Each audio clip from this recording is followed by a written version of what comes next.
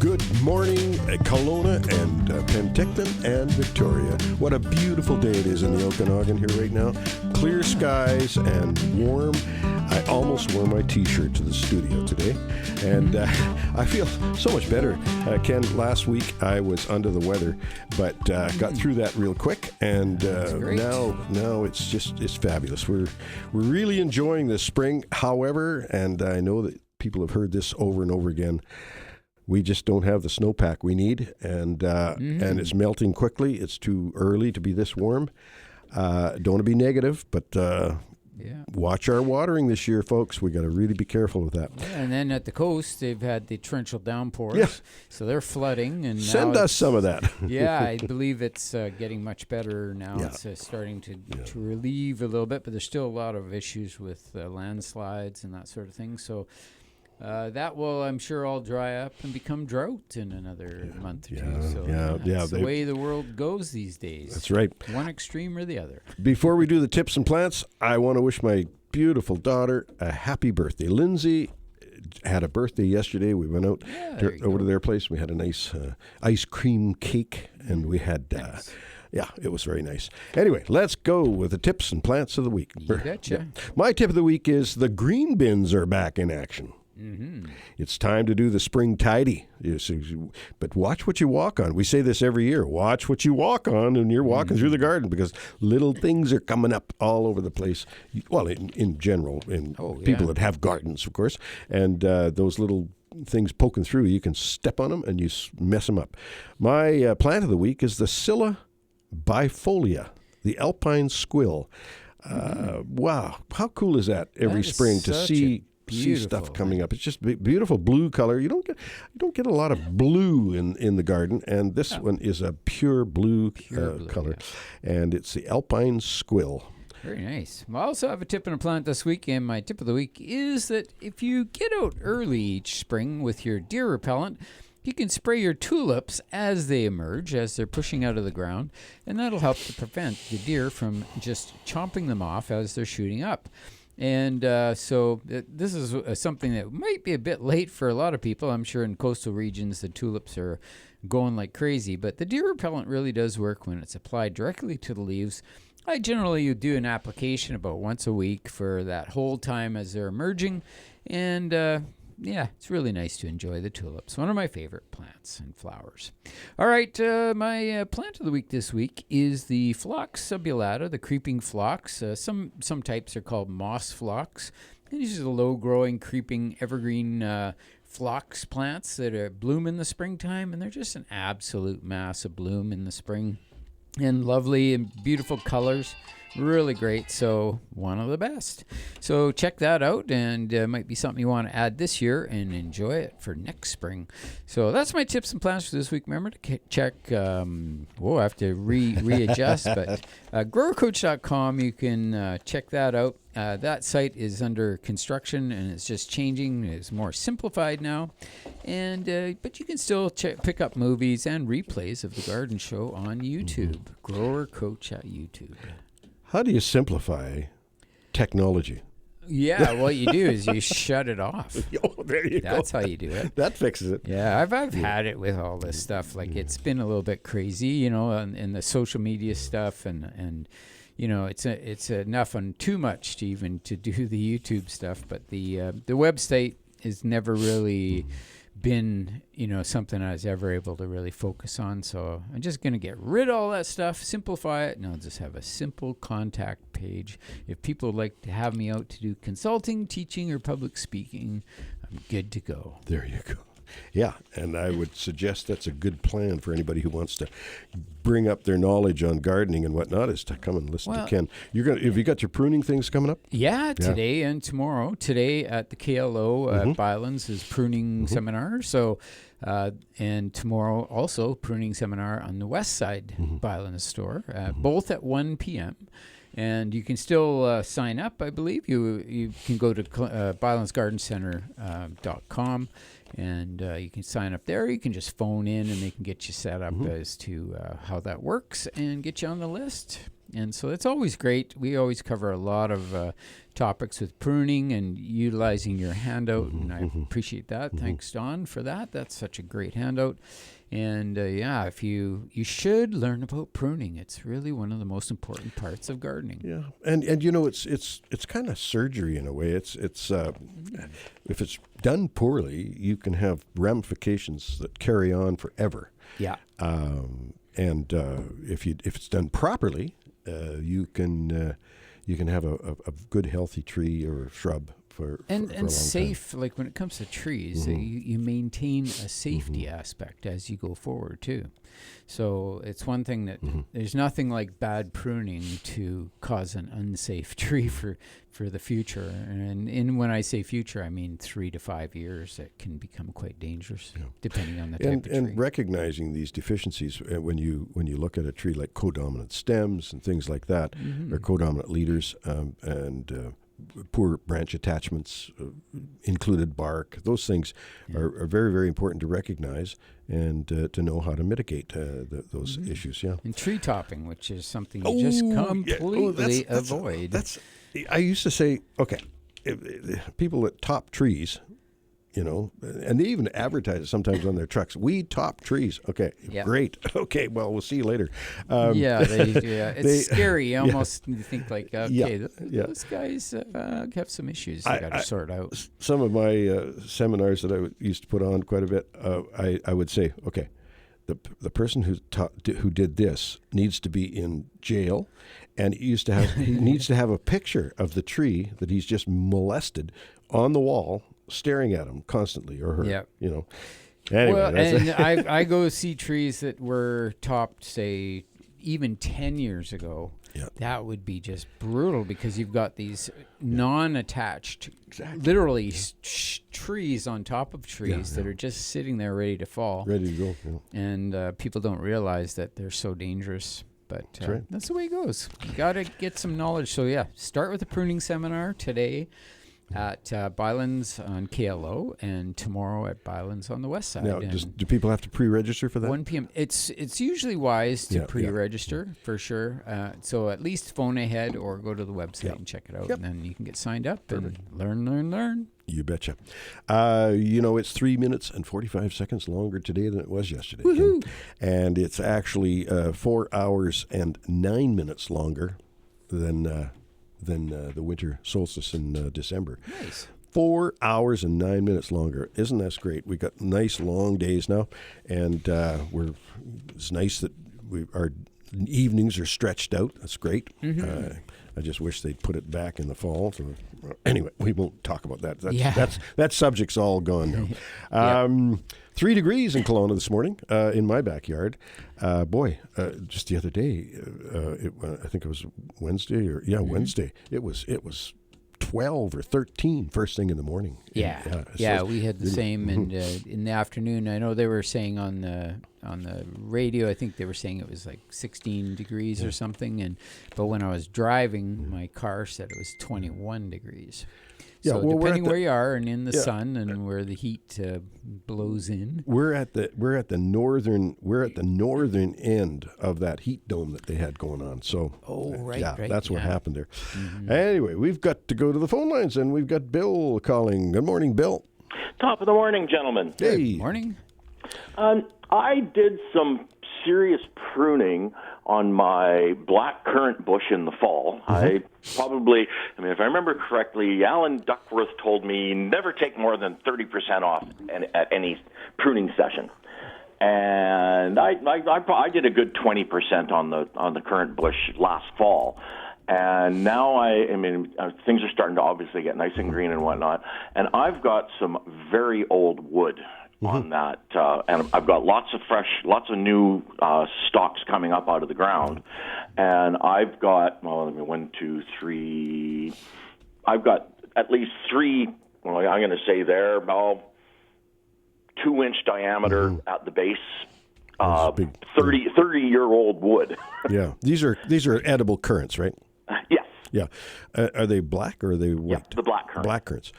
Well, Bill, the best thing there is, again, a renewal thing. So you take all that old wood out and then just renew it. Have the new stuff come up and replace, because that old wood is tired and it's old and it needs to be removed. That is my question. Should I be taking out that wood this spring, like this weekend? Yeah. Take out some of that. Take out a good chunk of it. Yep. Yeah, and it's sort of treated like a cane shrub, so a lot of shrubbery is like that. If I go into any shrub, I just quickly analyze it before I start pruning, and I just look for those old, ratty. You can just tell that the bark just looks old compared to the nice green or even red. These have been there since I bought my house 30 years ago. Oh, geez, yeah. Yeah, so they're ready to go. And then those new, what they would call suckers shooting up, that's your healthy growth, and keep that and let it grow. Yeah. Yep. There you go. There you go. Thank you, gentlemen. Have a wonderful day. Thank you, Bill. Thanks for nice calling. for the call. Yeah. Bye-bye. Hey, there's a tulip festival coming up. There you go. Which is kind of cool. It's in Armstrong. Well, there's one in Armstrong, but there's Abbotsford has got one. Nice. And they're doing an evening showing of the Tulip Festival. Night Garden in it's the Harrison Tulip Festival.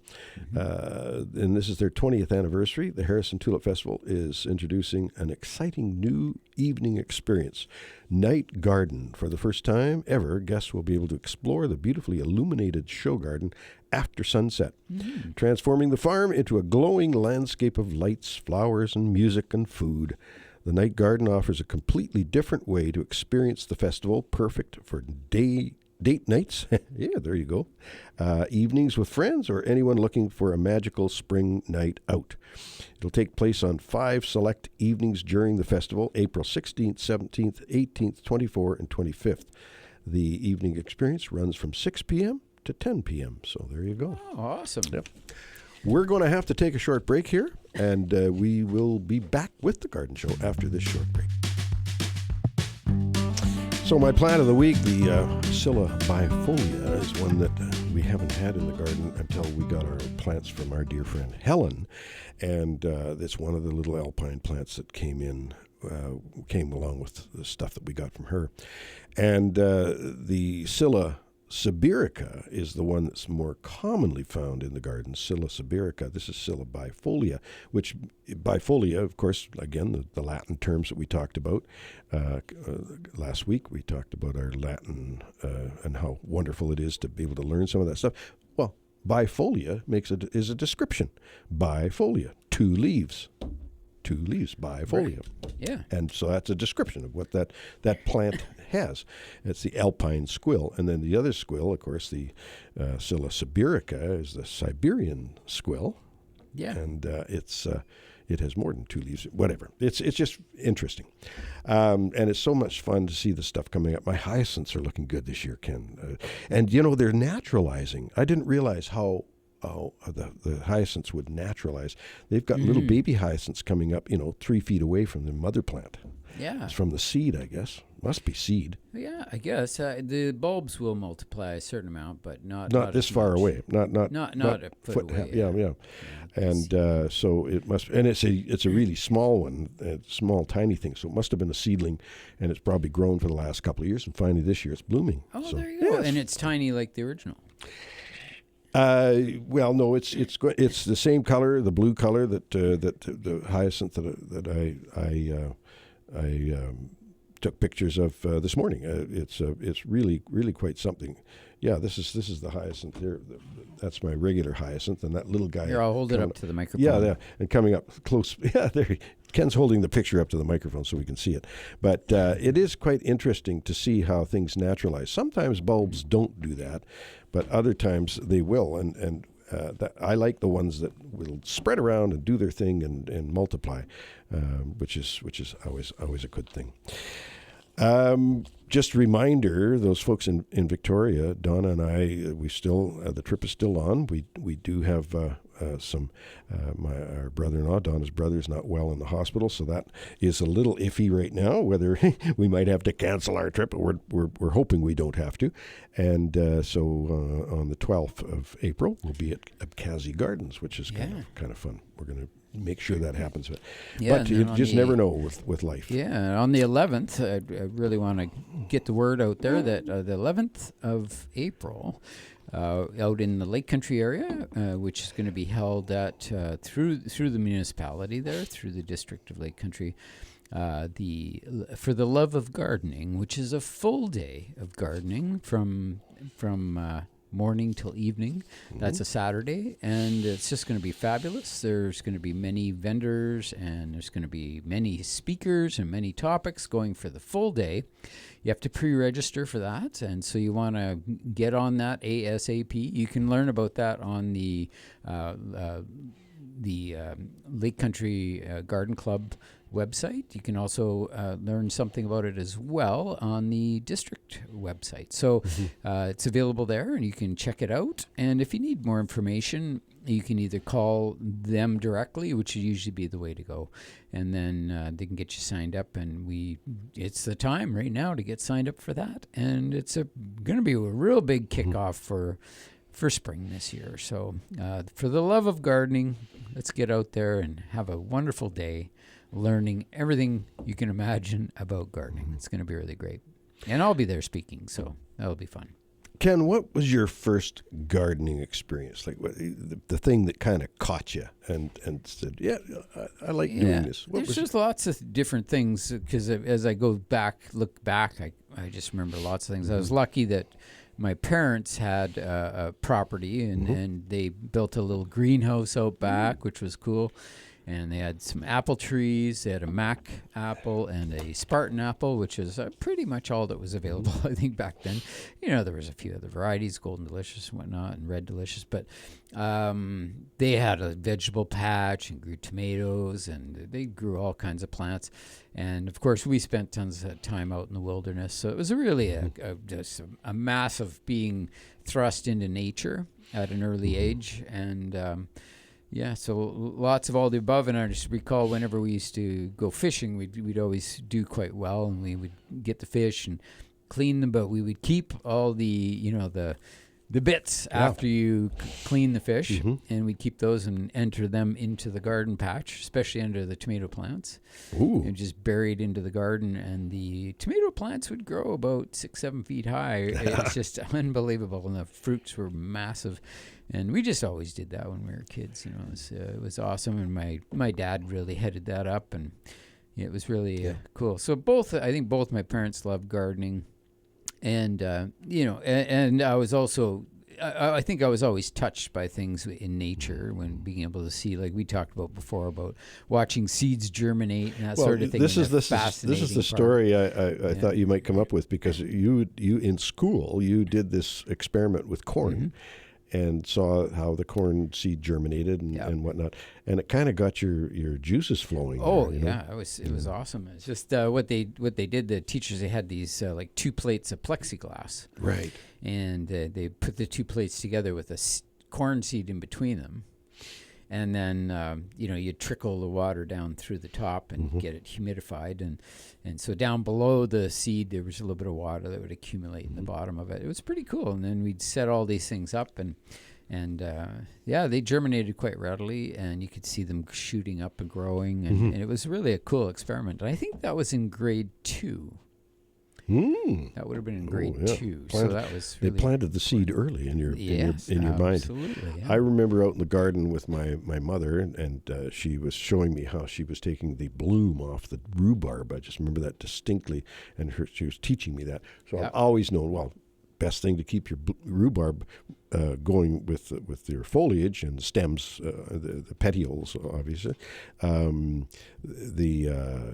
is to remove the bloom, and that was something my mother showed me years ago. And then my grandmother showed me what quackgrass was, and how that was, there was some good grass and there was some bad grass, and the quackgrass is bad. She's got to pull this stuff out, and of course pulling it out doesn't really work. You got to dig it out. I spent a lot of time in my youth digging quackgrass out of the fields to keep them clean, the old couch grass thing, and I learned how to find every little bit and piece before once you do dig through and you dig those quackgrass or couch grass roots out, if the regrowth is easy to get at, but you have to make sure you get that regrowth, because usually there's maybe just a piece of rhizome root left in there, and that will grow up. But now you can go down easily and pull it out. So that tells you where the bits and pieces that you left behind, those little shoots that come up. So you got to revisit the place and go through. Yep. But I became quite knowledgeable and quite adept at pulling, getting quackgrass out of the ground. So one of the early things in my and garden. I really enjoy weeding. I mean, to me, it's really a cool thing. I utilize a tool of some sort, which is, pulling weeds doesn't really work that great, but popping them out of the ground with a tool of some sort is really the way to go, so you can get the root out. Yeah. Whether it's an annual weed or a perennial weed that comes back year after year, either way, you got to get that root. And quackgrass is kind of fun because you can find that root and just chase it and chase it and chase it, and you find it splitting and going in different directions, and you get the whole thing out in one piece sometimes, and it really gives you a feeling of accomplishment. And for me, I've weeded so much quackgrass, like huge amounts. And, we used to have a vegetable garden that was 75 feet by 75 feet, and man, it was a solid field of quackgrass before we started. And then we had to, dig it and till it and prep it and all that stuff it took a couple seasons to get it really good, but there was a lot of roots coming out. Positive thing about couchgrass or quackgrass, twitch is another name for it. They use that word in England, twitch. The good thing about it is that they're quite visible. You try and dig out horsetail, mare's tail. Yeah, the root is the like roots a are black. hair. It's black. It's black and it's very tiny, like a tiny little wire. Yeah, and so it's harder to dig that out. And it's very difficult to dig morning glory out. Convolvulus, it's tough to do that too. Its root always seems to go straight down. Which is the pain part. Like, you can get it down to maybe about 10 inches or so. Yep. And you can get that chunk out. And usually you'll see these big nodules on that part. So I kind of like to get that, like about the top 10 inches out if I can. But again, utilizing a tool is something where I find a lot of times with weeders is they just break them off at the surface and they don't bother digging in to get the root bit. And even with these roots that go on forever and ever, it's still beneficial to try to get that upper 6, 8, 10 inches or so. Yeah. And we'll talk about one method I have after the break here. We'll talk a little bit about the method I have of using black poly to bring the roots up to the surface so that then you can do it a lot easier that way. Anyway, we're going to take a short break here. We do invite your calls, 250-862-2525 if you live locally here in Kelowna area, or 1-888-780-4273 if you're calling from anywhere else. And we will be back with The Garden Show after this short break. There we are. We're back with you on a beautiful Saturday morning. This is something else to have this lovely weather right now, and the things are popping up in the garden and looking good. We're pretty happy. You betcha. Pretty happy campers right now, and so we're gonna go right to the phone lines here, and we have Dan joining us. Not our Dan, but it's another Dan. Good morning, Dan. Yeah, it's the other Dan. How are you guys? The other Dan. Yeah. Just wondering, I was listening to your show last week, and there was so much talk about deer spray, Bobex, but you never mentioned your recipe, Don. And I've used it, and it works fantastic, and it's way cheaper to use. You can use it every day. Well, that's Jack's recipe. That's the eggs and what is that? Garlic or something? Yeah. Garlic. And one raw egg, 1 liter of water, and 1 tablespoon of baking soda. That's right. And you let it cook in this hot sun to really. And it works like a hot dam, I tell you. Yeah. Well, there you go. We forgot about that. Okay, just wanted to remind you guys. I appreciate it, Dan. Awesome. Thank you, buddy. Okay, take care. Yeah, thank you. Bye now. And I think we have our other Dan Bruce on the line. Good morning, Dan. Good morning. Good morning. We're all confused with Dan's here. There. I know. Oh, we'll get it straight. Yeah. We'll get it straight anyway. Yes. The garden is certainly moving now. Oh. Man, it's beautiful. Last week, it wasn't too much of anything happening yet, but no, it's suddenly arisen. Well, that warm day on Wednesday, it was so mild. Oh, It was so warm. It was crazy. Chionodoxa came out. Yeah. Those little blue flowers, I mean, they send up the buds, and you don't really notice them because they're kind of dark colored, and then all of a sudden they open, and there they are. Yeah. And also I noticed there's a lot of insects on the wing. Right. Good. Yesterday I killed the first fly in the house. All right. I nailed it with that swatter.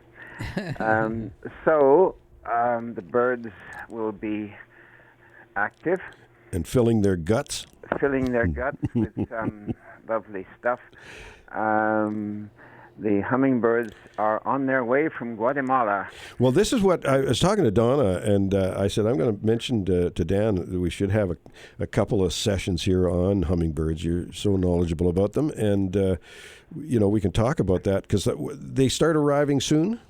Well, I always put one feeder up on April 1st. Mm-hmm. And the earliest I've seen one around here, without going to look it all up, I think was about the end of the first week of April. Okay. But the first ones that show up, I believe, are those that are on their way further north. Because when they get here, they don't behave like the regular ones. They're very skittish. They're there, they're gone, you hear them, you don't see them. But then later on you get the ones that are resident here. Right. And they know the rules of the road and will not fly away when you try to go out and adjust the feeder or just go out onto the veranda for something. They just move a little bit. That's it. And the ones that are resident here, they don't stay here all winter, though, do they? Occasionally, you'll get an Anna's hummingbird that will stay over winter. We've actually had the hummingbirds here every month of the year.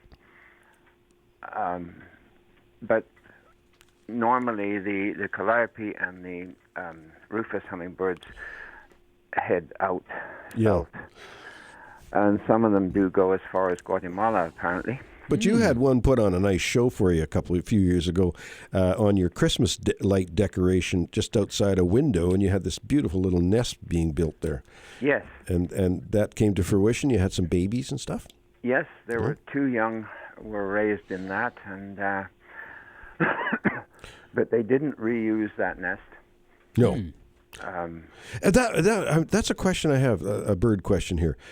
Do robins reuse their nests? Because we had a really nice robin's nest built on part of our pergola, and it was great. We were expecting them to come back again the next year, and they didn't show up.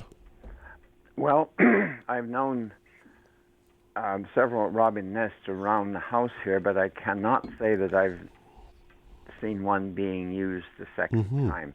They tend to like to build a new one.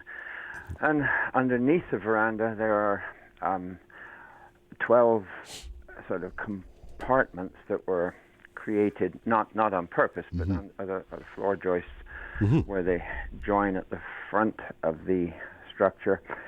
There are 12 little shelves. Okay.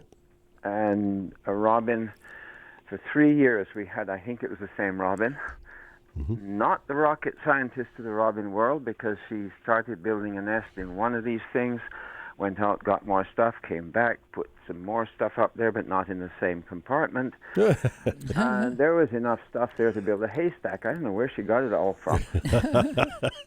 Well, look at another question. Speaking of building nests and that, we have several bird houses. Some of them are quite historically valuable because they were my dad's and my grandfather's and that sort of thing. So anyway, we at one point, we used to take them all apart in the spring and clean them all out, and they'd have to build new nests.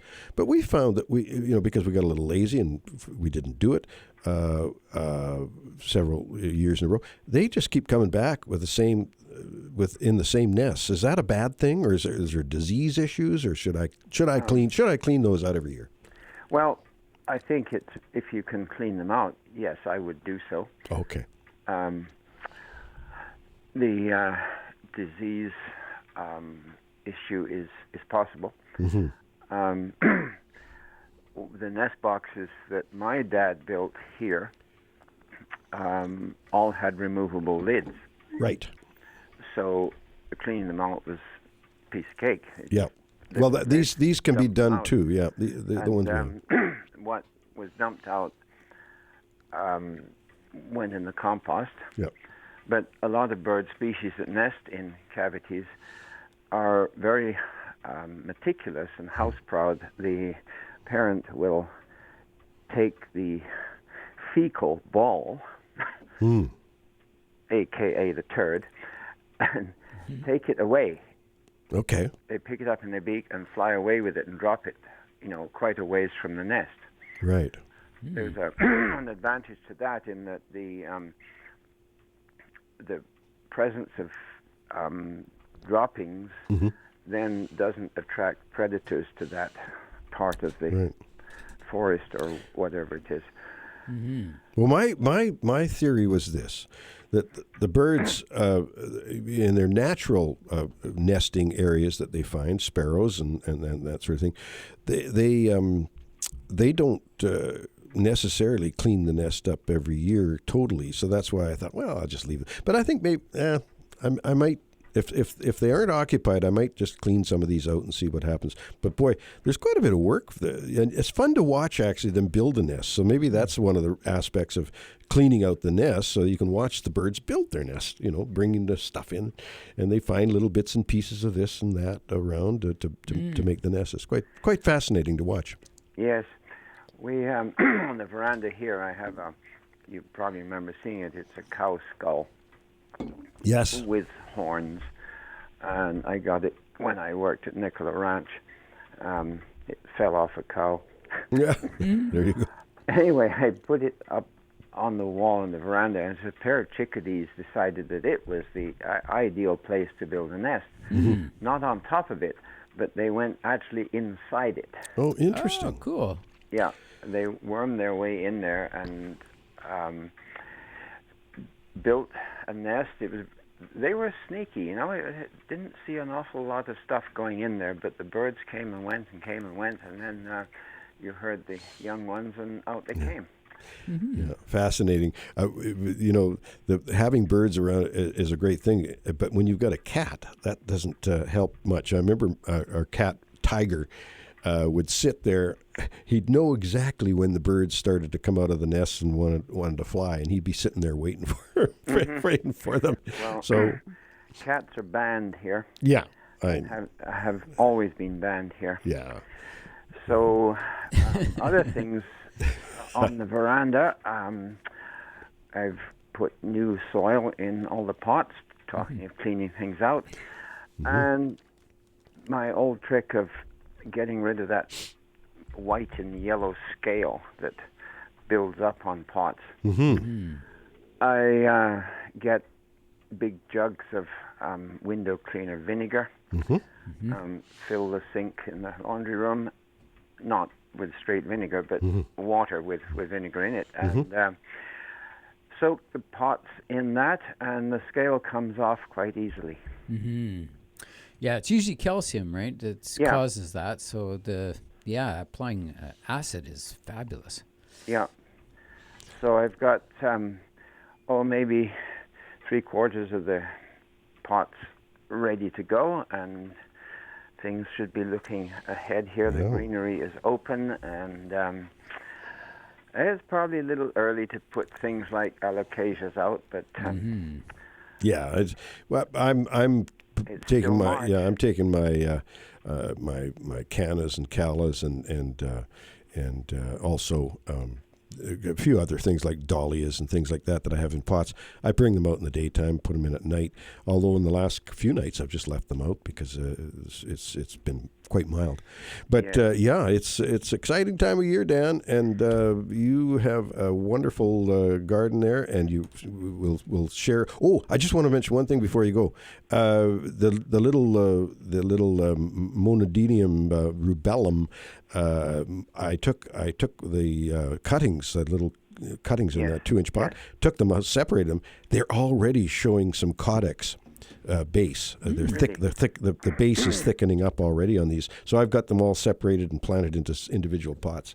What a cool plant! Well, I haven't dared to separate mine, but now you've told me that, then do it. Then You'll really, really be excited to see the roots on that. Easy root to root that thing. So I'm going to have some spares if people are interested, because it's a very rare plant. It's one of the ones I got from Wayne, Dwayne, I should say, up in Golden, and it's Monodinium rubellum. If you want to look that up, folks, Monodinium rubellum, and what a cool plant! It's one of those caudex plants. Native of East Africa, I think I remember. Yes. Yeah. Nice. Dan, always great to hear from you, and we will hear from you again next week. And drop by and when you're in town. I will be in town later today. Good. Cool. Yep. Beware. You betcha. Take care, buddy. Thanks, Okay. Dan. Okay. Take care. Bye. Bye-bye. And I always confiscate Dan's shears when he comes in my yard because Snip, snip, right? and take cutting. So I always entice him with giving him a plant. So giving him a plant. It's of sort some of sort. distraction. Distraction. Yeah. Keep We that use up. distraction That's for right. the forces of good and not That's evil. right. Yeah. There you go. We're going to take a short break here, Ken, and invite the calls because we love to hear from you. It's a great time of the year to be talking gardening. We'll be back with the Garden Show after this short break. Alrighty, we're back with you, and yes, it's lots of things going on here in the community, in our community. We've got some pruning seminars starting up today and tomorrow. So today at 1 p.m. at Bylands on KLO, pruning seminar, all types of aspects of pruning. And I'll be running that myself, so you can swing down, and you should try to pre-register if you can, because I think they have a limited number of seats. And so you just phone ahead and make sure that's available. So KLO today, Bylands KLO at 1, and Bylands West Side tomorrow. That's Sunday at 1 p.m. So yeah, you can pre-register for either of those. You can even participate in both of them if you'd like. Whenever I do seminars, a lot of it is improvised. So that means that if you go to 2 seminars, you're not going to get the exact same thing each time. You always get some extra little tidbits of information on each session. So it's not pre-recorded. It's live. No, I don't. Ken Selby live. Yeah. It's funny as I did a great couple other series of seminars this spring already, and down in Summerland we did one, and that was the first thing I said was that I use this list as a guide, but each of the items we talk about, off the cuff or improvised, and that's the way we get the real, I think, a clear understanding of what to do. You bet. That's right. The real stuff. We're going to go back to the phone lines. We've got Bill joining us. Good morning, Bill. Morning, gentlemen. Good morning. Hey. I've got a question on garlic. I usually plant garlic and I swap my beds out. And I guess last fall the dogs got in there and decided they needed to reorganize some solid cloves that have come up. And I want to know, can I dig those up and separate them and then plant them individually, or is it best to just let them keep growing in the clump that they're in? Okay, so what stage is the garlic at? When did you plant the garlic? Well, the garlic went in last fall. Last fall, okay. And I think what's happened is they've dug up the solid cloves that I didn't collect last fall. So these cloves seeded just like all the other ones that I planted. But it's like you've planted a whole bulb of garlic and there's like 8, 9, 10 shoots coming out. Oh, okay. It's one that was missed. So like if you grow garlic in an area and year after year, we harvest as many as we can get. But of course, every once in a while you miss one. And then what they do is they come up as this huge bunch of shoots. So you dig the whole thing up, and you can split each piece off individually and replant them right away. Sooner the better, and get those back into rows and get them separated, and they're good to go. All right, that's perfect. That's just what I wanted to hear. Cool. I'm off to the garden. Get All out right. there and do your exercises. Yeah. Oh, I will. Thanks, guys. Okay. Yeah, thanks for Take calling. Bye-bye. Bye-bye. Yeah, speaking of exercise, I've got on a little bit of a routine of exercising and doing some weight training, and it's really having a great effect on me. I noticed that when I walked up the stairs into the station today, and how my legs are starting to strengthen a bit. When you get older, well, at any age really, but when you get older, things start deteriorating. I explain that to people when I'm talking about trees, and we look at a tree and saying, okay, what stage of life is that tree? And it doesn't matter. It's not about time. It's about the fact whether the tree was strong when it was planted, whether it was a potted tree, whether it had a bunch of roots wrapped around, girdling roots, that sort of thing.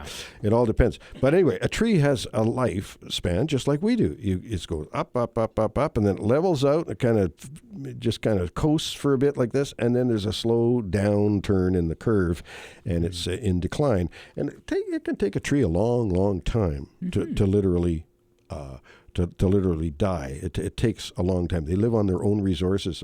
So it's always fun to look at a tree and see what stage of life it's at. And it doesn't mean it's going to die next year, but you can say that tree is in decline. Yeah. And it's a slow And that's where those different types of trees, like pioneer trees, which are just really fast-growing but short-lived. And they're pioneer trees because they're the first ones to come in generally after a fire in nature, and like you say, they're short-lived. They can be lived to 50 years. It all depends on the climate that they're in and the conditions, but sometimes up to 80 years, or I think rarely 100 years for one of those short-lived trees. But the long-lived trees, they can go on for hundreds of years, and there are examples around of some of these trees, like big old oak trees that were, have been around forever. And here in the valley, the pines, the big ponderosa pines, we found, remember there were some there that were 500 years old. When they're cut down, unfortunately, sometimes they just die, and you cut them down and count the rings, and you can see how old they are. Yeah. Which reminds me, do you need some of my goodies? Well, it's always good to have little samples. Goodies. But... well, actually, I am going to have a few minutes to burn up here after the show before the seminar starts at 1 Maybe today. you can grab some of them. Some of them are very interesting. That one that has the bullets. I like that one. Yeah, that's super cool. Yeah, Somebody some of those wood samples. Whenever you're talking about pruning, it's always good to have some samples of just. Literally, I find just samples of like firewood. Split firewood is a wonderful teaching tool to show how trees respond to pruning. Whenever I've split wood, I've always looked at the neat stuff going on inside. Sometimes an old pruning cut was totally occluded and buried inside the tree, and you take the tree apart, and here's this stump where it was cut years and years ago. Or what's fascinating to me is like the frustrations of splitting wood, or when you get into that knot, which is where the branch attaches. But if you notice, the branch goes right into the very center of the tree, and it fairly quickly tapers out and becomes a branch. But that's a strong branch attachment. And compared to, we were talking about topping trees off the top of the show, but when you top a tree and cut the top off, those branches are just attached through the bark on the outer part of the tree. And it doesn't transfer all the way to the center like a normal branch would. Yeah. And that's where it's dangerous. I think in the handout, I've got a classic picture of a old cut on an oak tree. And the old cut had occluded, and new adventitious shoots came out of that, right? Yeah. And that adventitious shoot became a branch, and that's what failed, that branch. Yeah. And you could see the old pruning cut behind it as it dropped. Yeah. Very, very, very cool. Mm-hmm. And that's what pruning is all about. I mean, you can really do some harm to a tree by pruning it. And but also you can, we always say right tree, right place, right plant, right place, and that is a situation where the initial pruning, those 5 or 6 steps of initial pruning every 5 or 6 years for the first time it's in the ground, those cuts are small, and so those cuts aren't wounding the tree so much. But if you wait till the tree is really big and you're taking 2-inch cuts on there, that's a big wound. Yeah, and they say nothing bigger than usually about 4 to 6 inches, and you only do that if you have to. Yeah. Because it's difficult. But sometimes you have to, and that's the way it goes. But you've often said, I think, in the past that, those big cuts, when you make that cut, that's what you see in the future is you'll see that's the point at which the tree basically died. Yeah. And then the only thing that's growing is the outer portion out beyond that. Yeah. And so it can cause quite a detrimental effect. Yeah. And, a hollow trunk is something that happens from old pruning cuts and whatnot. It's something but the tree has this beautiful method of coat it, of compartmentalization of the wound, and so that it puts up these barriers, and so the new wood is protected. It doesn't get rotted because it's protected. Very fascinating study, and attending one of Ken's seminars today or tomorrow would be a great thing to do. Home gardeners will look at trees more different. I always say after my sessions, I say, you people here are going to drive home and make sure that if you're going to be driving home, have a chauffeur, because you're going to be staring at every tree you go by. And you don't want to be driving off the road, Yeah. So, yeah. Well, and that's what happens. I know whenever I drive around, I can't help, especially at this time of year when you can see, I think as the new growth comes on, you start to see that fresh bark, and you start to see the bark actually looking alive right now, the new bark, and the old wood that's dead stands out. So. You and I have a job to do with our neighbor's beautiful ornamental peach. Across and looking at it, maybe if you are by today quickly, we'll just have a quick look at it, because when the leaves and everything are off, this is when you can see it. However, with this particular tree, I don't want to prune it yet, because we want to enjoy the bloom, and we'd be pruning quite a bit of the bloom off by doing what I think needs to be done, and we'll get that thing into shape for them. Yeah, and, that sounds great. Cool. So we're going to take a mid-show break. We're going to come back with a rip-roaring session for you after the 9 o'clock break here. And we do invite your calls, 250-862-2525 if you're local here in Kelowna, and 1-888-780-4273 if you're calling from anywhere else in the listening area. We will be back with The Garden Show after this short break. Well, Ken, how old a seed did you ever germinate? I mean, how old was it? That's a good question. Yeah. Okay. Well, here's a story I just came across. It's called the fig, or not the fig, but not the fig. It's the date palm. The date palm. Oh yeah. That was discovered about. Let's see. I haven't got it written down here in good order here, but anyway, back in a number of years ago, they were doing some excavating in King Herod's area in the Middle East, and they found this stash of seeds that were over 2,000 years old, and they got some to germinate. Yeah, cool. 2,000-year-old seeds, and I've heard about this there was a magnolia found in China, I think, one time, a very, very old seed, and germinated. Isn't that incredible? It really is, and I've heard of the in the pyramids, the Great Pyramids in Egypt, that they found seeds that had blown into the area, I guess, at the time when they were sealed, and they were able to take those seeds up, and thousands of years old, and they just germinated like crazy. Of course, they were weed seeds, and of course, that's the way. And I don't know what's a weed. A weed is just a plant growing where it's not wanted. So, I guess who knows? Maybe they were something that was wanted in those days. Who knows? But so seeds have this miraculous way of preserving their life for long periods of time, especially in the right conditions, but not so much for certain species. Like the onion family is a good example, where they just don't live very long. The seeds are only good for one season, and that's about it. So, yeah, it is a fascinating study, that's for sure.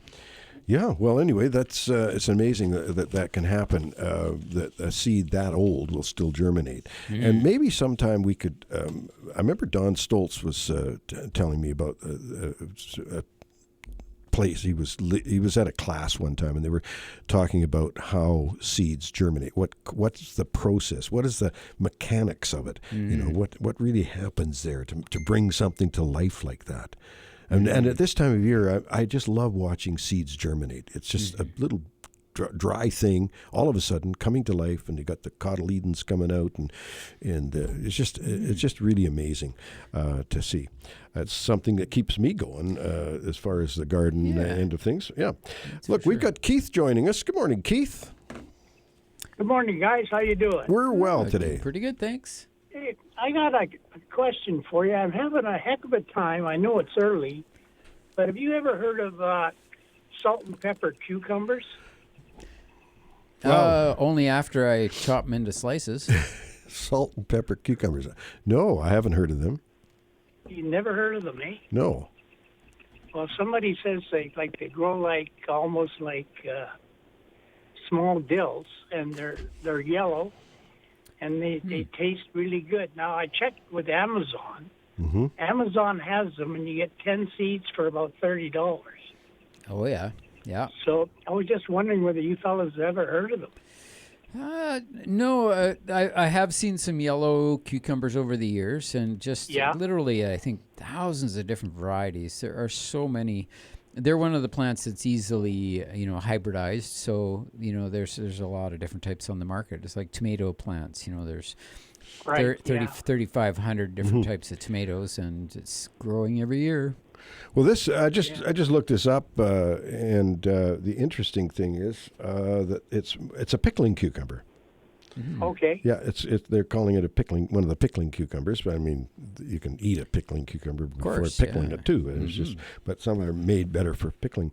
And the salt and pepper, because the pale white to yellow skin dotted with tiny black spines, and that's the pepper part, the black spines. Interesting. Well, you learn something new every day in this business, I'll tell you. Mm-hmm. Yeah. I got to keep looking, I guess. Well, yeah. Don't worry about the price. Well, you have to always worry about the price, I guess. But I spend that kind of money easily on my Carmen cucumbers. I mean, they're expensive seed, and but it's well worth the money. Yeah, and what you do sometimes you get 2 or 3 people who want to participate, and so everybody pitches in $10 each or something, and then you get it, and then that way each person gets 3-4 seeds each or whatever it is. Yeah, you bet.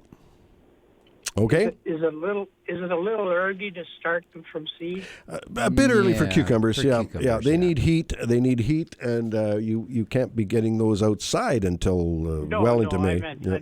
I meant inside. Yeah, I know, but they grow fast. They grow quickly, and they're going to be long, spindly, unkempt plants when you put them out. It's better to start your cucumbers about early to mid-April. At least wait till early to mid-April before you start your cucumbers. Okay. Okay. All right. Well, thanks for your time, Colin. Thank you for the call. We appreciate it. Okay. Right Bye-bye. on. And we're going to go back to the phone lines here, and we're going to talk to Tracy. Good morning, Tracy. Good morning. How are you guys? We're well. Good, thanks. Nice to hear. Love your show. Thank you. Thanks. I'm calling from Victoria, and I'm about to go out and trim back my berberis plant shrubs. Yes. I'm wondering, is the best time to do it is now or after they've put on their big growth spurt? It's better to do it right now for most of them. And so do you have larger berberis plants? They're about 3 feet high, I guess. Okay, so not too crazy big. So they're in different grades, right? There's little tiny dwarf ones, medium size, and big large ones. But well, if I let one grow, it'd probably be huge. But yeah, they can be. So the key is spring pruning encourages new growth, and often with the barberry family is that we're growing them to get that new growth that's nice and healthy and lush, and you get this beautiful bright color. And so typically what I do is if it's a small variety like one of the dwarf ones, then I'll go out, take my loppers first, and the longer the handles, the better, because I don't want to get into the thorns. I know. But I get inside. I look at them and start bleeding. Yeah. So a nice long handle, at least 3 foot long loppers, which are super handy in the garden. And I can get inside there and I'll take out maybe 3 or 4 of the thickest stems and I'll just get those right out of there if I can. Just pull them out before I do anything. So I get rid of those old ones and then I can look at what's left. And those are all younger, healthier, more juvenile shoots. And then at that point I can decide if I want to use a hedge trimmer or just go around and just shape it a little bit. And then I've effectively completely rejuvenated the plant and got rid of the old stuff that potentially can have diseases and issues on it. And it's the way to go. But you do that typically in the springtime. Summer pruning can be done, but it's going to end up being a little less attractive, I think, because they don't respond much to summer pruning, which is a good thing. That means that they stay put where you trim them. But at the same time, it causes a bit of dieback, and you're not getting that nice flush of new growth on it like you do in the spring. Yeah. Okay. Good. All righty. Thanks for calling. I'll get busy this afternoon. There you go. Awesome. Everybody's getting out in the garden today. That's great. Thank you. Okay, dear. Thanks for calling. Thank you. Bye-bye.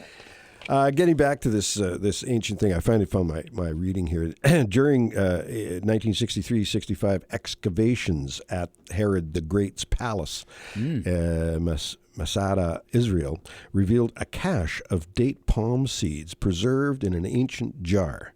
They had experienced a very dry and sheltered environment for millennia, a couple of thousand years. They confirmed, radiocarbon dating confirmed, the seeds dated between 155 BC to 64 AD or CE. Pretty cool. I just love this. The seeds were held in storage for 40 years at the university in Barlian. Germination and growth came later. Sarah Salon came up with the initiative to germinate some ancient seeds, and persuaded the archaeological storage at the Hebrew University of Jerusalem to share some. She challenged her friend Elaine Soloway from the Center for Sustainable Agriculture with the task. And in 2005, Soloway managed to sprout several seeds after slowly hydrating them in a common baby bottle warmer. So they rehydrated these. They were so dry, she rehydrated them. Very slowly. Okay. Well, this would be, 3 of the seeds were subsequently planted at Keturah, Israel, in southern Israel. The first plant that came up, they called it Methuselah, after the longest lived person listed in the Bible, of course. And Methuselah, there's another, that's that bristlecone pine. There's one called Methuselah as well. Very, very old bristlecone pine in the States. But by June 2008, the tree had nearly a dozen fronds and was nearly 1.4 meters or 4 feet 7 tall.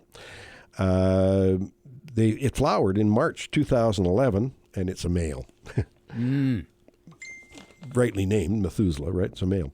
But anyway, they got some females, and they're propagating this, and this is bringing something that was virtually extinct. This is an old date. Variety that is just not available anymore. Yeah, and this is one of the things that does happen with humans is they tend to breed, and they hybridize stuff like crazy for thousands of years. And the original plants have their genetics are lost. So when you do find something like this, it's a way of bringing back those old genetics, which are often could be disease resistant, probably not very good at fruiting or anything, but still it's a good basis to start a new hybridizing program, right?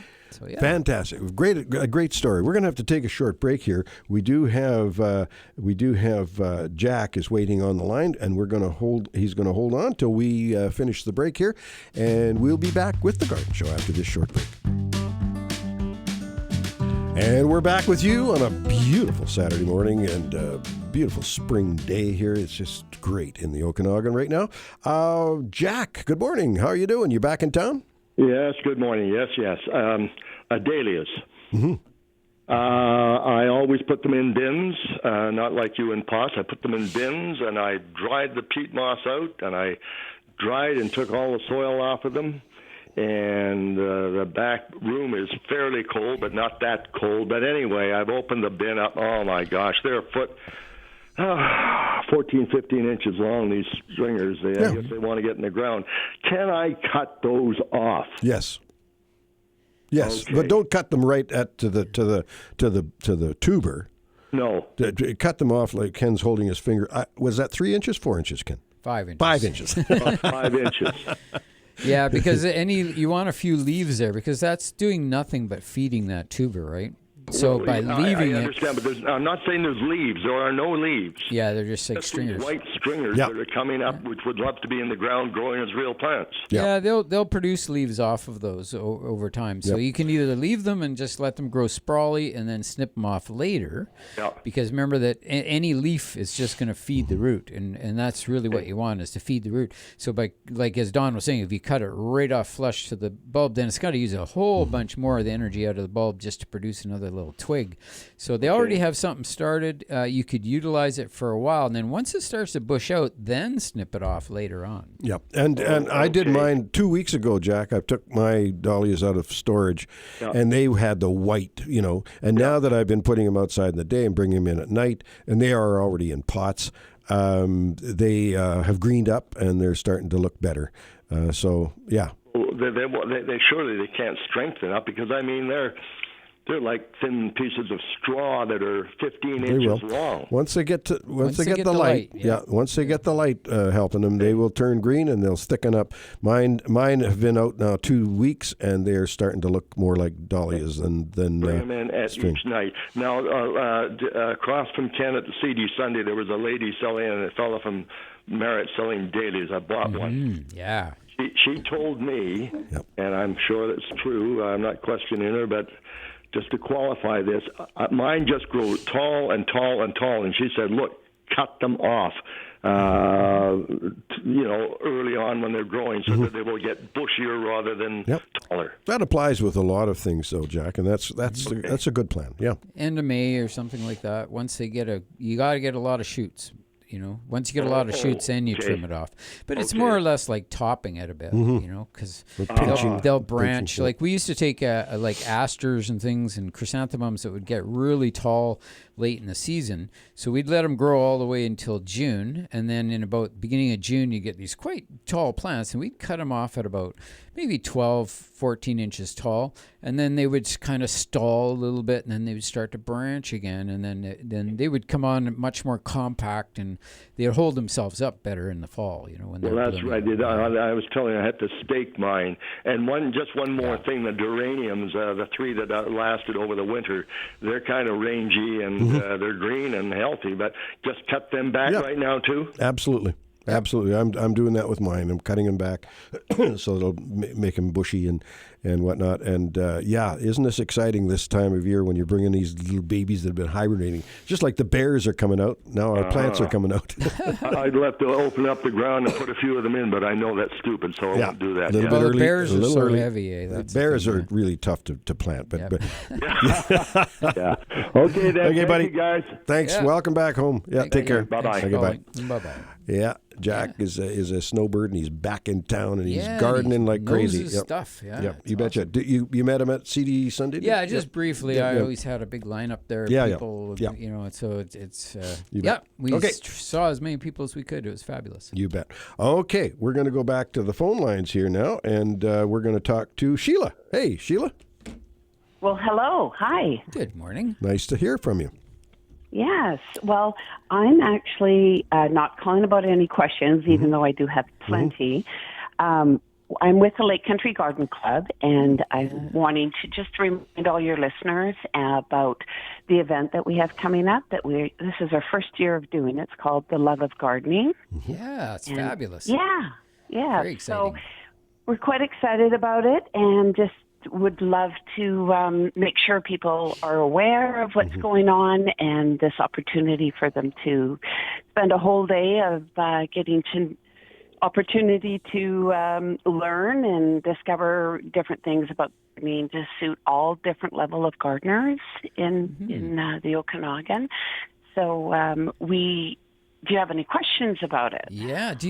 How do people sign up? What would be the best way? Okay, the best way, and actually the only way to register at this time, is through the District of Lake Country's recreation services. Oh, cool. And that is, but to reach there is, the simplest would be to go to lakecountrygardenclub.com/events, and that'll take you right to all the information of what the event holds, and then there's a register here button, and that'll take you to Lake Country's registration page. Cool. So if you have never registered with the District of Lake Country for anything like for recreation programs, you will have to fill out some information to just set up an account, which isn't too difficult to do, and then then you can just go right ahead and register. Well, it sounds fabulous. Yeah, so yeah, I was just going to say, so it sounds like it's going to be a full day basically. And so is there going to be munchies and things available for people, or food trucks? Well, there is going to be, it's called the Daily Grind Coffee Cafe. And she's going to be setting up and have that outside. And she has eats and drinks, meaning like coffee, teas, that you can, or you're welcome to bring your own lunch if you like. Nice. Because the event starts at 9 o'clock. The keynote speaker, which is our very own Ken Salval. And that is, yes. So that is the spring, your session there, Ken, is about spring primer, garden primer. And so that'll be for everyone to enjoy. And then after that, we have 6 different sessions that'll be a breakout. So all the attendees will have to select one out of those 6.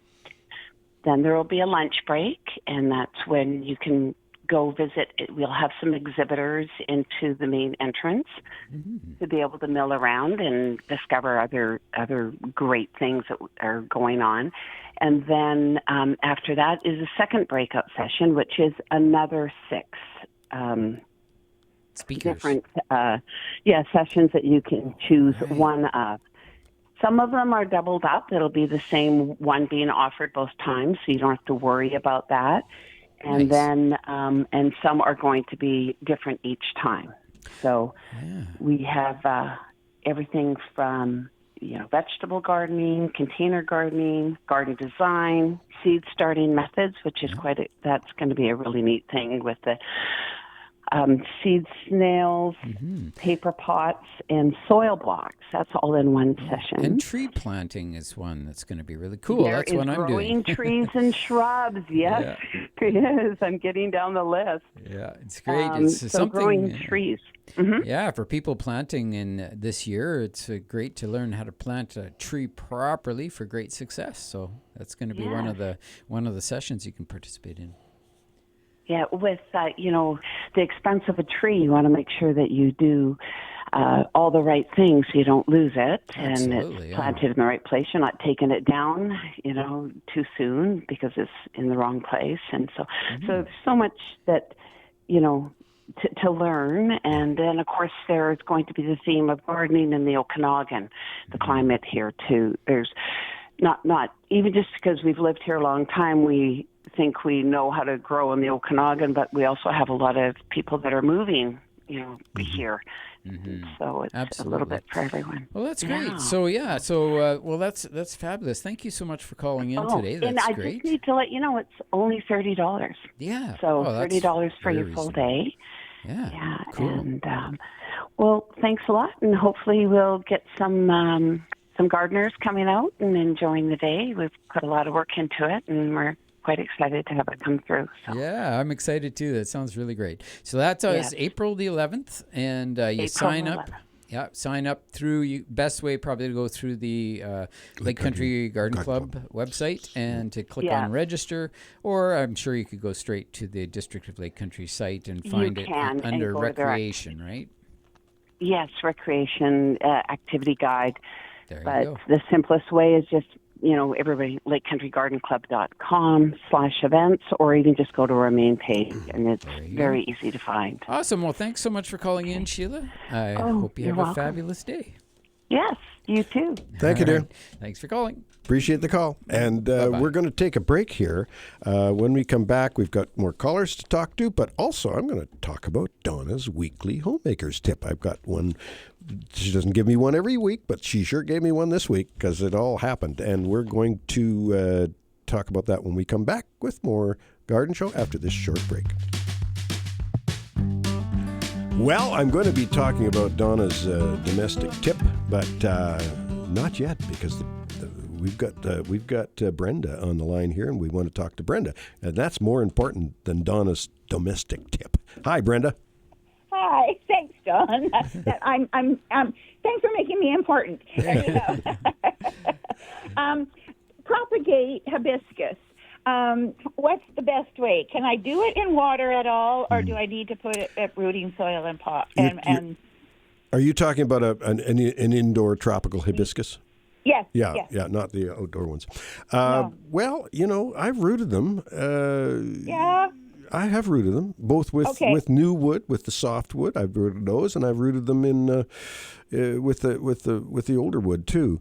But what you really should be rooting in a medium of some sort, a good clean potting soil. I think, Ken. Have you ever tried rooting in water? I don't. No. I have had a few. I have a few stalks sitting in water now, and they're not doing much of anything. No. So the rooting compound, and then putting them into soil. Yeah, and bottom heat would be very advantageous. Oh. Yeah. Oh. Okay. And then humidity on the top part. Yeah. So misting them once in a while. Yeah. What I would typically do is I would find a piece of new growth, so some of this new green shoot, and then where it attaches to the sort of woody part, and you see it turn color, the bark turns color, and I would just cut that off at about a half an inch below the woody part. And then what I would do is I would dip it in some of the rooting hormone. I would use like a number 2 rooting hormone. Okay. So there's number 1, 2, and 3. Okay, and what's the difference? It's just the strength of the rooting powder, how strong it is. So like some things you don't even need rooting hormone, it just roots. Well then, number 1 is plenty strong. But number 2 is that medium grade, a little higher than the other ones. And then I would put that into a nice clean potting soil, water it in, make sure it's really good, mist the entire cutting, never let that wilt. So leave it, keep it nice and fresh and humid. Okay. Sometimes I'll even mist it before I cut it. Yeah. So I keep it humid, put it in the container, and then I'll take a small plastic bag of some sort and put it over top of the entire pot. And then I would maybe put an elastic band around that just to hold it on and make it like a little mini greenhouse there that's highly humid. But then you can still keep it in bright light. And as Dawn was saying, if you had a little heating pad of some sort that was warm on the bottom, that really stimulates them. So the question is really whether you have enough new growth yet, because it's still early in the season. Okay. So not to use the old stock or the old growth. Then. Well, it's just slower to root. So what I would expect is this right where the new growth comes out of the old growth, there's a real big abundance right there of these dormant buds that can turn into roots. And so that's why I would just cut about a half an inch or maybe a 3/4 of an inch below into that older wood and just have like a 3-inch long green shoot with leaves on it. And just put that push it down into the soil with the rooting powder on it and keep it going. And, it can take a while, but it's always fun to try. It is, and it's a plant that I've been given by my mother-in-law, so I want to keep it going. I mean, the old plant is definitely going, but we pruned it back quite extensively. Mm-hmm.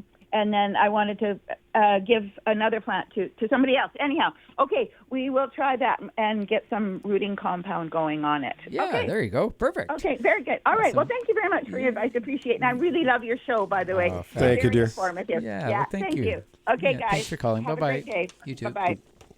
You betcha. Well, there you go. Hibiscus. I haven't rooted a lot of those over the years, but they're quite rootable, I think. Yeah, they are. It's that whole thing with that little bit of new growth. Mm-hmm. That makes it easier for people. I mean, you can do the woody stuff, but it's just slow. Yep. Sandy is joining us. Good morning, Sandy. Good morning. Hey, Sandy. How's it going? Good. Brenda's call brought something to mind.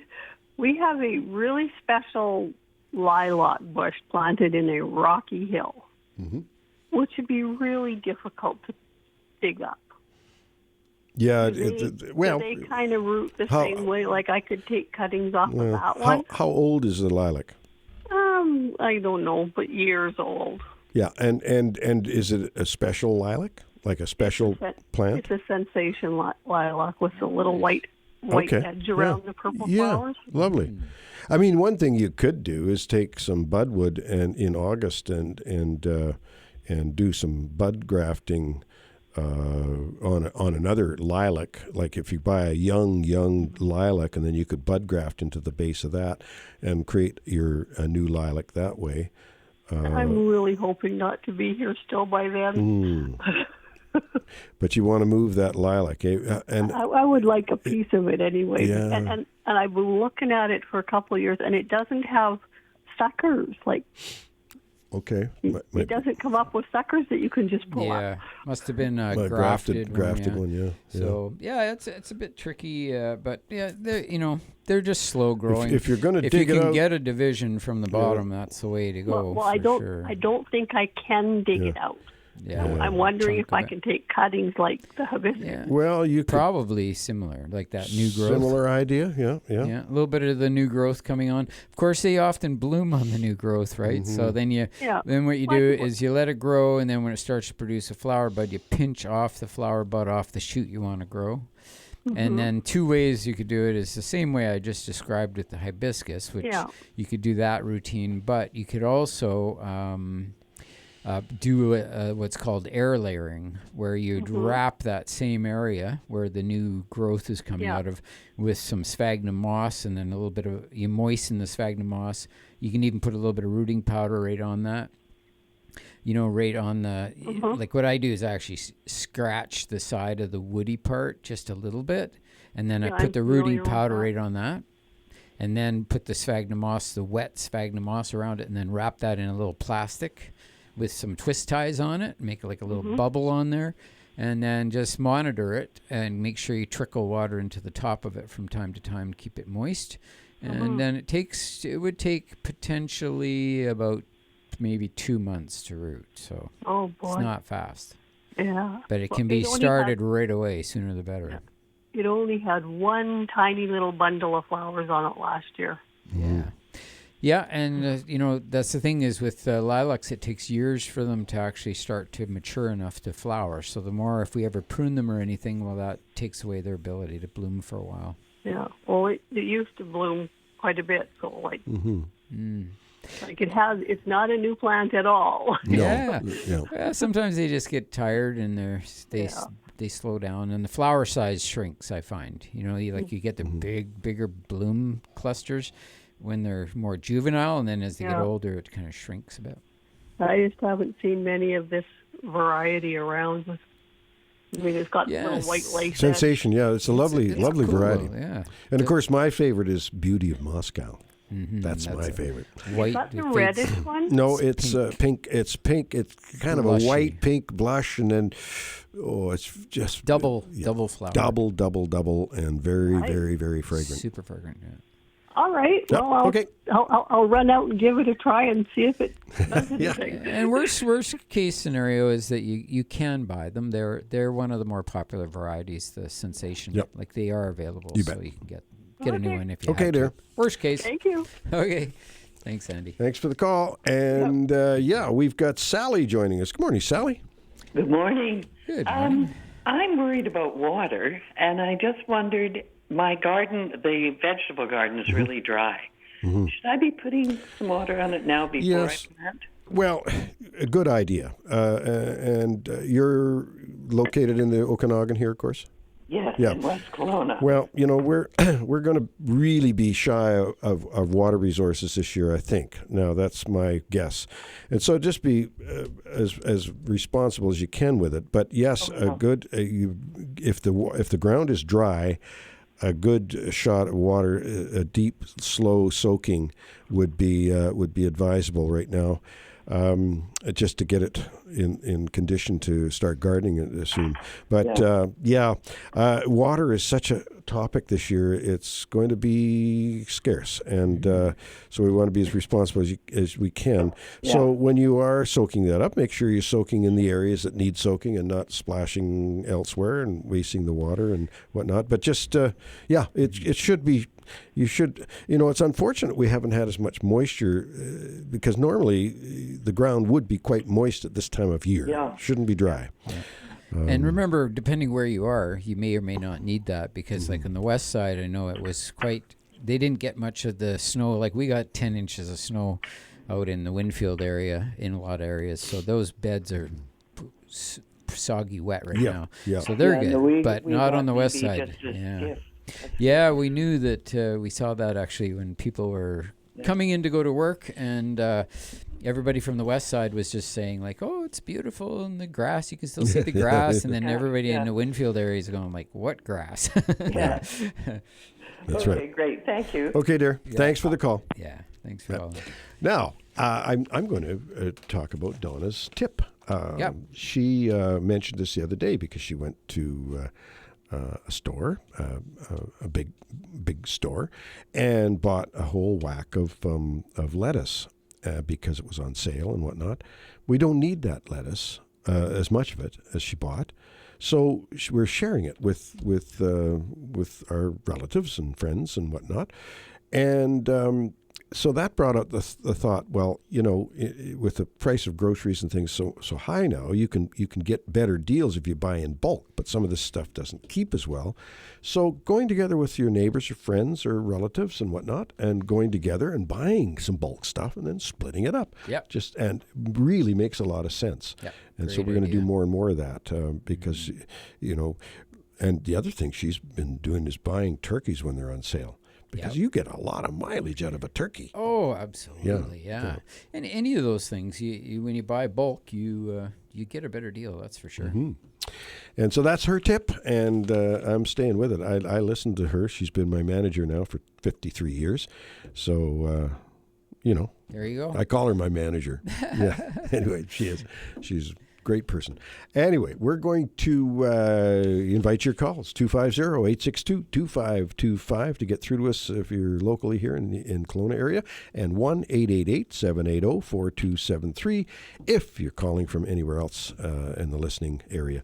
Now, when we come back after this next break here, I want to talk about if you're building a new home in an area that is quite natural and native, especially here in the Okanagan, and the do's and don'ts, and the care that must be taken to be careful not to disturb a lot of that land. That land is already a xeriscape kind of landscape for you, and by disturbing it, you've just wrecked thousands of years of collective of natural gardening there. So anyway, we'll talk about that when we come back with more of the Garden Show after this short break. Well, just the other day I was on a large property that has been being developed up in the mountain areas beside Kelowna here.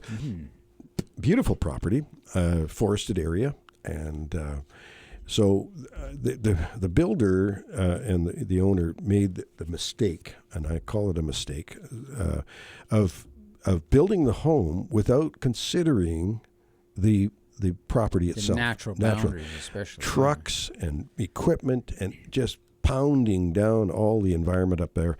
And then, of course, then we want to say, okay, so what are we going to do?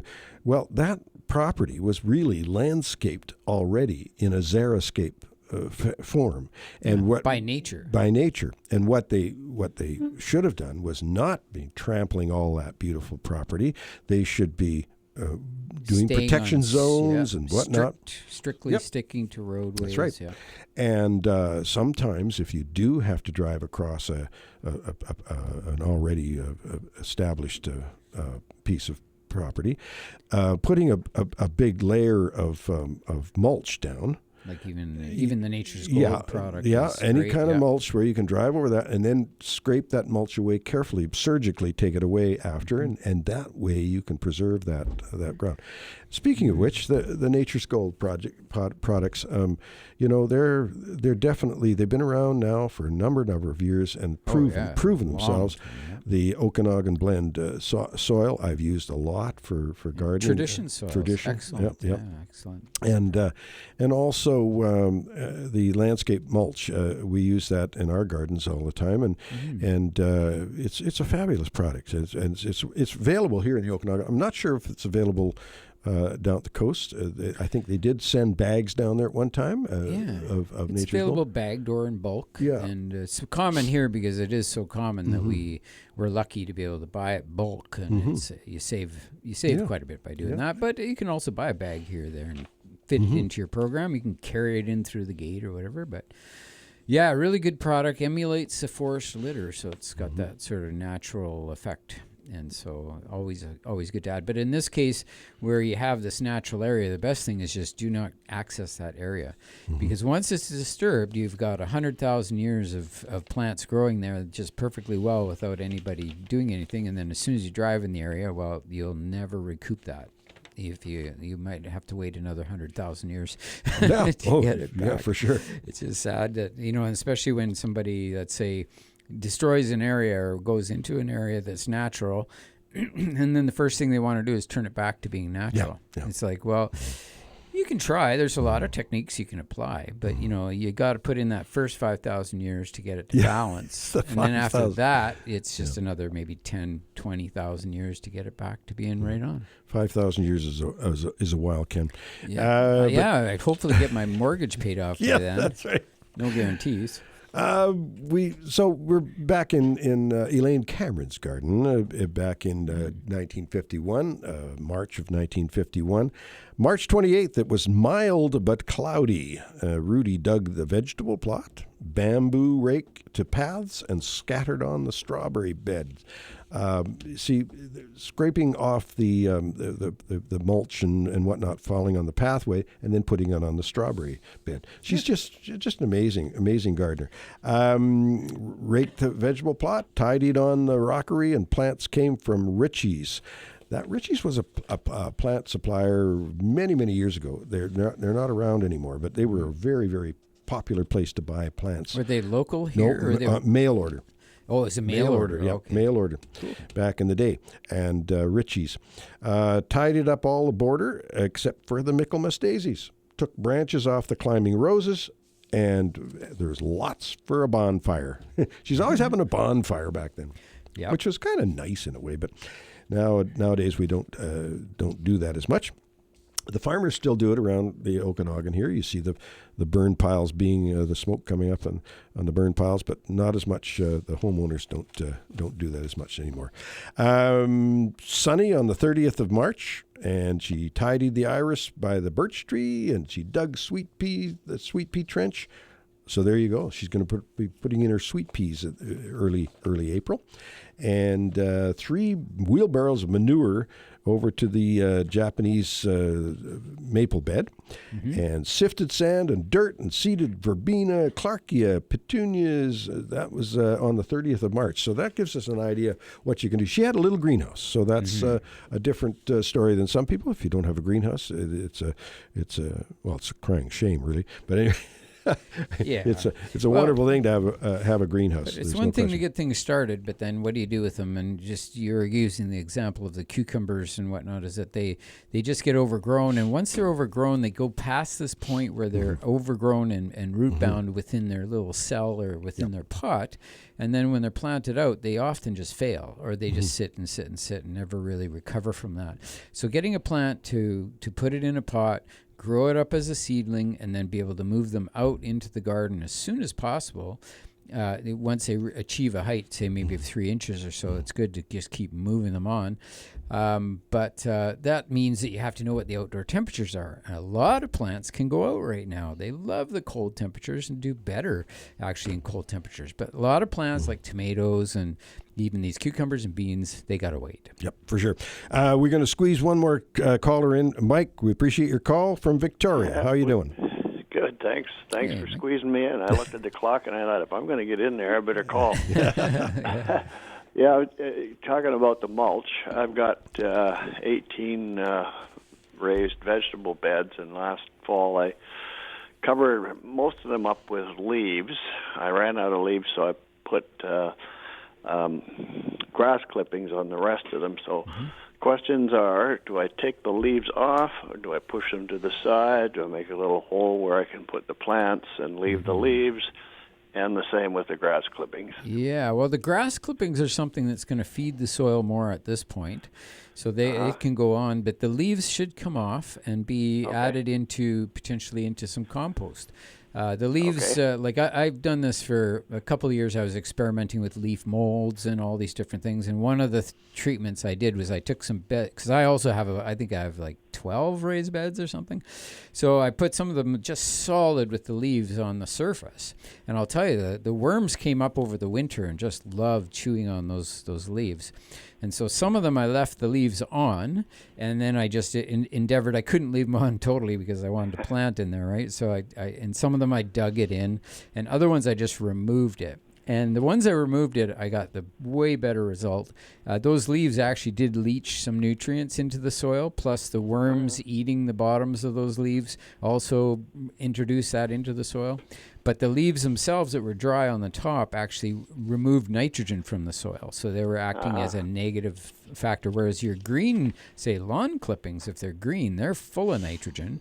So when you put those on, they feed the soil really quickly. So it's quite a different thing. So what I did was, after I did that for a couple of seasons, trying different things, I just took all those leaves, and I could put them on in the fall, but I took them off really early, like right at the beginning of March, typically. Get them off of there and put them into, I left a few here and there just for the worms, but I took the majority of them off and started a leaf mold pile, or I put them into garbage cans and got them to break down a little more. And so I even integrated a little bit of it into the compost, but not too much. And then, I use that it's pelletized alfalfa. And wow, that you can buy that at a farm supply, or I don't know if you have Buckerfields down there, but you buy the alfalfa pellets, and they're like green manure in a way that's been dried and pelletized, and you mix that into your soil and you water it, and they puff up, and oh my God, full of nitrogen, and your plants just love it. Oh, okay. Yeah, we've got Beckerfields around the corner, and we got Integrity around the corner. So there you go. Should have that. Yeah, it's readily available. Okay, well, I appreciate that. I'll go take those leaves off, and I'll leave the grass in and let it just, I'll scruff it in a bit just to kind of get it. Some of them have a little mattiness to them down here in Victoria. They get pounded with the rain. So Yeah, that's right. And those lawn clippings break down quite quickly, so they're fine to mix in a bit if you want. Okay, I shall do. Another gardener going out and getting his fingernails dirty.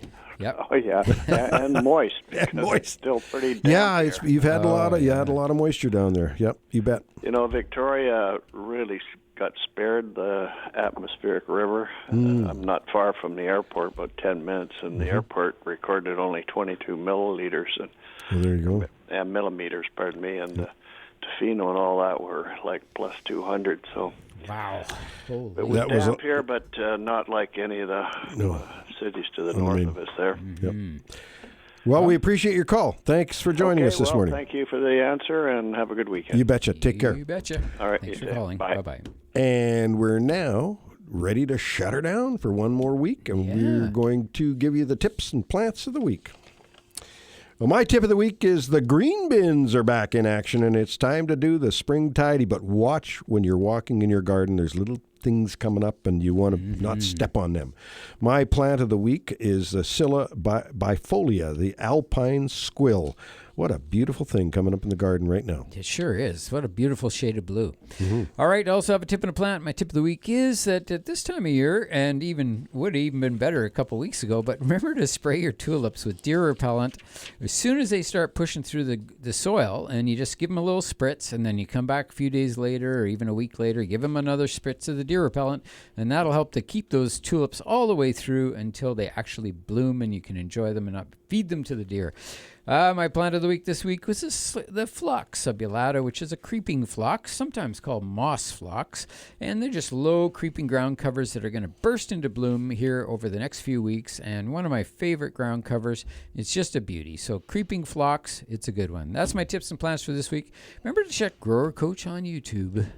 You bet you can. And my Shigo quote of the week is, botanists were often put on exploring trips to bring home so-called magic plants for the king's garden.